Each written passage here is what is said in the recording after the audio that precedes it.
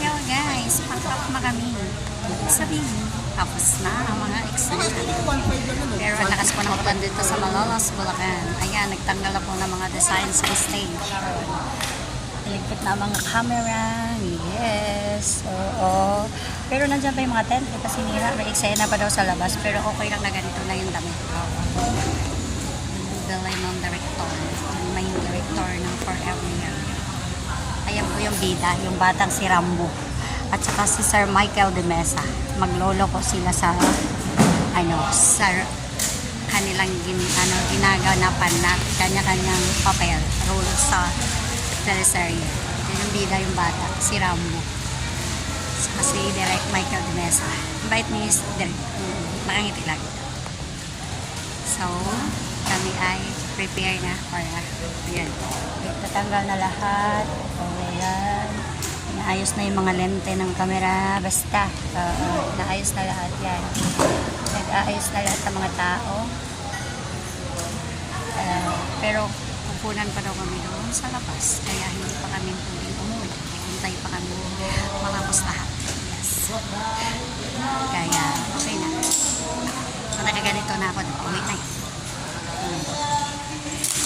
Makatulog na ako after 24 hours na pumunta. Makauwit, makatulog. Nakaganito ako guys para takip yung aking bundunan para hindi ako sipunin.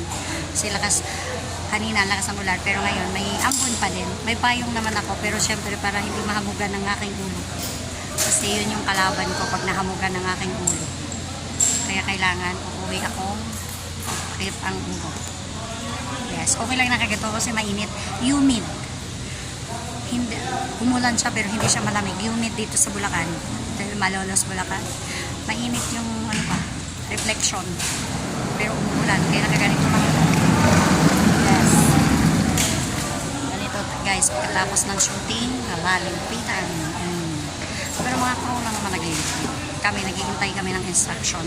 Direct. Kasi daw, unang pa kami bago umuwi. Pero kahit ganito na yung mga damit.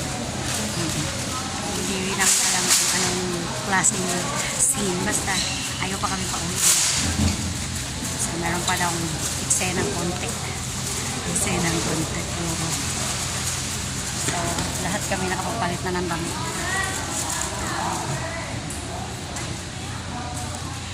Ang teleseryeng ito ay ang kapalit ng Abot Kamay ang Pangarap. Tapos ng October 16. Ito yung kapalit Forever Young.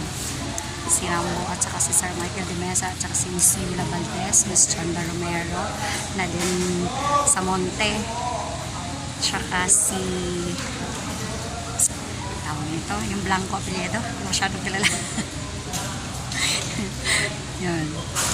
So, tapusin ko na yung aking video dahil nakaturn na sa bahay, pauwi na kami maya maya. Okay.